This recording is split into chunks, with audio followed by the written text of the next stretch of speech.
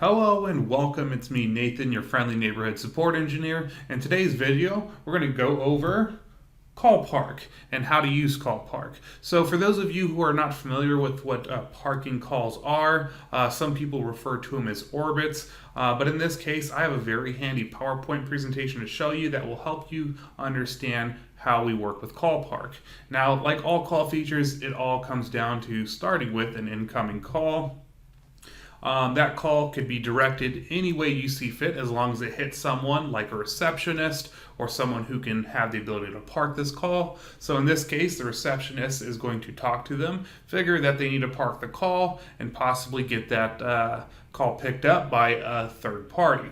So now the receptionist is going to go ahead and then park the call, and we have three methods on doing that, and we'll explain that later. Once they hit the Call Park button, the UCM will be notified of the parking call feature. The UCM will then notify that a caller has been placed on the first available parking lot, which is 701. That same information will go out and be distributed amongst all other phones that are also monitoring that Call Park status. From there, the receptionist is probably going to alert the third party to go ahead and pick up that person on line 1. And then they are connected with the original caller. Now, like I said before, there are three ways that we can park a call. Honestly, my favorite is the one-touch solution, which involves pressing a monitor call park key that can either be set on your line or on a programmable key, such as a VMPK or an MPK, depending upon what phone series you have. The other alternative that we have is parking the call by transferring it to the parking lot valet of 700. Once you transfer that call to extension 700, it will then distribute it to one of the available parking lots. Last but not least is programming a dedicated call parking soft key. Both transfer and the call park keys are actually enabled in the same page, which will make it easy to demonstrate. But with that being said, let's go ahead, dive in, and I'll show you how to configure this. Alright, now that we're in the system, I'm going to go ahead and explain basically what I have here to test this. I currently only have one extension registered, but that's technically all you really need. And I also have a VoIP trunk, which I can call in on and actually direct that to the extension I'll both be parking and receiving the call from. Once you have those basics, you are ready to test this call feature. And in order to navigate that, we're going to go to Call Features, scroll all the way down to Parking Lot. Now, as you can see here, this is the default parking lot of the UCM. We have our parking lot valet, which is 700. That extension will actually distribute any calls that you transfer to one of the available slots, which is 701 through 720 by default. Now, if you guys are interested in the one-touch solution, I highly recommend using parking lots as extensions, having that enabled. This is usually a feature I always have enabled. This will actually help you transfer the calls as well as get that one-touch solution like how we mentioned in the first example. We also have a lot of other cool features in here, like giving the parking lot a name instead of default lot. You can give it some other name of your choice. We also have the ability of changing our music on hold, or what would be the ringback tone by default, and that's what you can see right here. Now, we could use the ringback tone if we wanted to, but a lot of customers don't like to hear a constant ringback, so by keeping it at default, you'll hear the system's default music on hold tones. Now, you can go into the music on hold section and actually change which prompts that you want to play, or even add your own, but that's another video in itself. Now, moving forward, next we have parking timeout. Now, for example, by default, let's say extension 1000 parks the call, and it hits the timeout of 300 seconds, which is currently the default value inputted. Upon failure for anyone to answer that parked call, it will then call the originating parker, extension 1000, back. Now, you're free to change this value beyond or below this value as you see fit, but just be aware that it will by default try to call that extension back. Now, for some reason, you want a little bit more flexibility. Let's say extension 1000 had multiple registered endpoints rather than the original endpoint that parked the call, because an extension could be registered to more than one place at one time. Let's say we wanted to ring all those extensions. If that was ever the case, you want to enable ring all on callback. So not only is the originating endpoint going to get rung back, but also all other endpoints that are registered with the original extension will also get called back. So just know you have this as an option if that extension has multiple registrations in different locations. Next, we have Failover Destination. So let's say extension 1000 forgets to pick up the call, or no one answers the call from the call park. You can use Failover Destination as an option if the callback fails. So meaning extension 1000 got the callback call but failed to retrieve it. You can then input a failover destination to whatever extension or whatever external number that you want. All you have to do is enter that number in the failover destination. However, there may be a case in which you don't want it to ring back directly to the extension that parked it. If that's ever the case, then you want to do forward to destination on timeout. This negates the other field, but what this will do is instead of calling back the originating person who parked the call, like extension 1000, you can just put in an alternate destination, like a receptionist or even external number or an external answering service. Basically, you're limited by what number you're allowed to put in here, which is basically limitless. Now that you know all the options to the call part, we can go ahead and save these settings and start programming the extension options. Now I will get to the one-touch solution as far as parking and unparking a call, which is usually the favorite, but before I do that, I'm going to show you how we can offer call park as a feature code, or even transfer as a feature code. Now in order to enable that on our extension, we actually have to enable it on the UCM to even provide that as a valid option. And we can actually do that by going to the feature codes, feature maps section, and as you can see, we have call park as one of our options.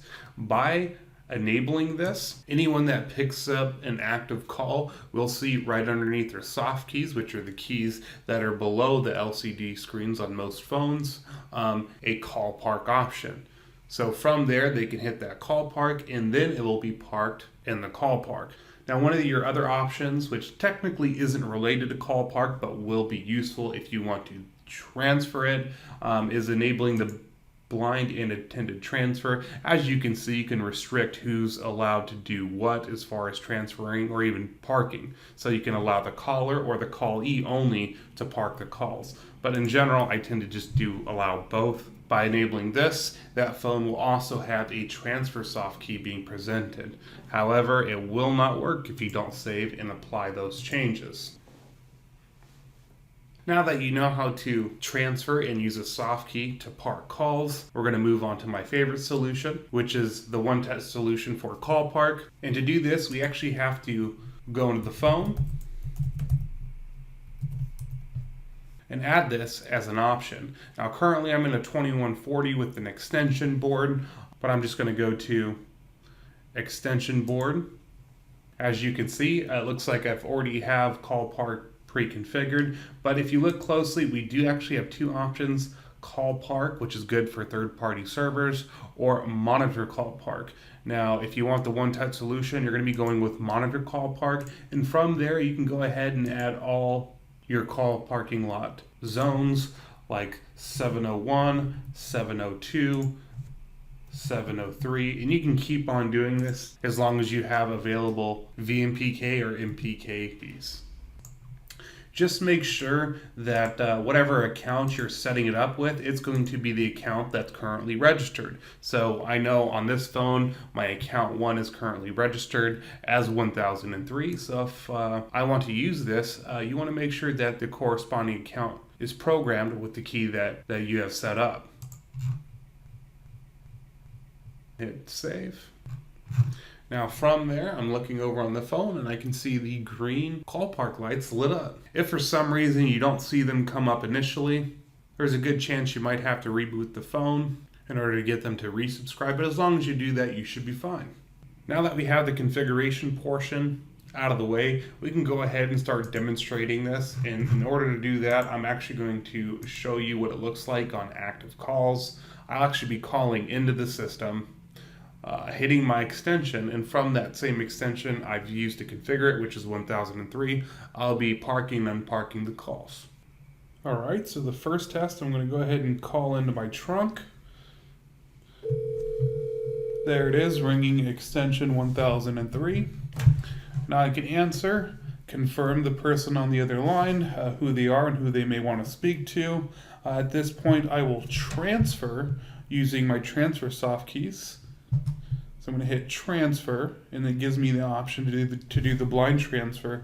And you could either transfer it into 701 or through 720, which are the parking lots, or you can transfer it directly to the valet, which is 700. And I'm going to go ahead and transfer it to the valet, hit blind transfer. And now I can see parked at 701 my cell phone. From there, I can either call in to 701 directly or hit my physical VMPK that's configured with Monitor Call Park, which I'm going to do that.